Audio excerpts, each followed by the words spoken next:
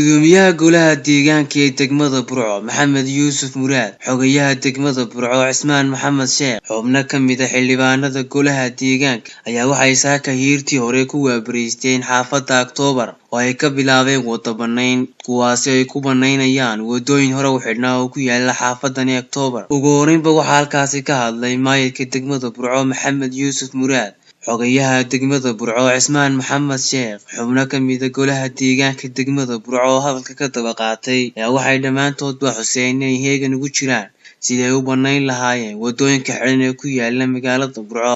xaafadaasi sidii wadanka loo yimid loo soo galay wada maarka aad iyo aad bay noogu badatay cabashadeedu dadku iyaga noo yimi oo xafiiska noogu yimi oo dalbaday in wada loo sameeyo waxaan wadooyin ka saarnaa dhulkii daaradihii la deganaa 40 sano iyo 50 sano ayaan saaka wadooyin ka saarnaa iyadoo ay raali ku yihiin dadka degan waa kuwaana barbar taagan ee naga barbar hadlaya raali bay ku yihiin in wadooyin loo baneeyo maadaama ay arkeen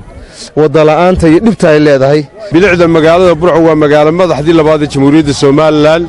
haddii ay wadooyin weydo oo gaadiidku meel u maro waayo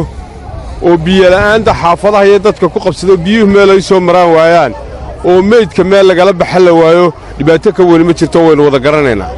aad iyo aad baan waxaan ugu mahadnaqaynaa dadweynaha ku nool xaafadda tan maantaana hawlgalka ka wado wadooyinkeeda banaynayno oo iyagu si wanaagsan dadka sukaaya garab taagay noola soo dhaweeyay oo dareensanaa dhibaatada ay leedahay wada la'aantu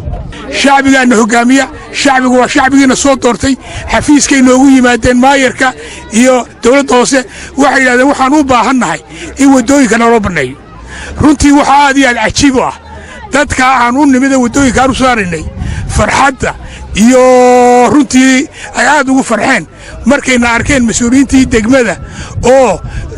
la qaybsanaya hawshii oo cagaftii keenay oo shidaalkii ku soo shubay oo wadooyinkii banaynaya aad iyo aad bay noogu duceeyeen aad iyo aad bay raalli uga ahaayeen aad iyo aad marka waxa weeye anaga lafteeda de waa hawsheedii saaka way bishu tahay 31 waxa weeye ololihii lagu banaynayay wadooyinkii xidhnaa taas oo aan kor u qaadayna bilicda magaalada shacabka reer Burco waxaanu leenahay qof walba ka sii diyaar garow ka furfuro wixii wada xidhan waanu banaynaynaa sanadkan cusub waxaanu la imanaynaa qorshe cad